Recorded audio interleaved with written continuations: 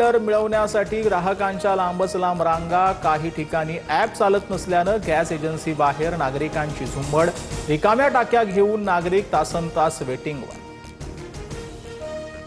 Gas सिलेंडरच्या तुटवड्यामुळे hotel चालक आणि वडापाव विक्रेत्यांचे मोठे हाल। अनेक प्रसिद्ध हॉटेल्स आणि कॅफेमध्येही पुन्हा चुली पेटल्या। लाकूड आणि कोळशाचा वापर करून व्यवसाय सुरू ठेवण्याची कसरत। भारतात तेलाची कमतरता नाही। सीएनजी आणि पीएनजीचा 100% पुरवठा सुरू। बुकिंग संख्या सुमारे 75 लाखांपर्यंत वाढली। अफवांना बळी पडून इंधन खरेदी करू नका, केंद्र सरकारचं आवाहन।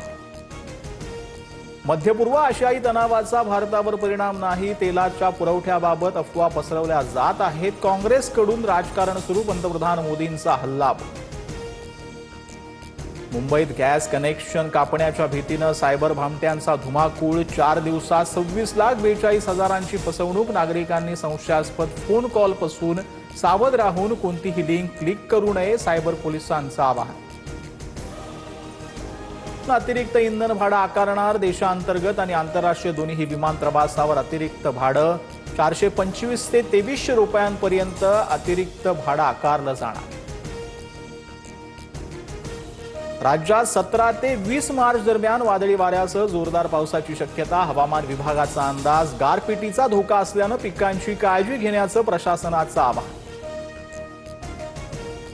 मुंबईतील प्रदूषणावरून दीपिका पादुकोणची नाराजी। मुंबई जीव गुदमरतोय। बीएमसीला टॅग करत दीपिका पादुकोणची इंस्टाग्राम पोस्ट।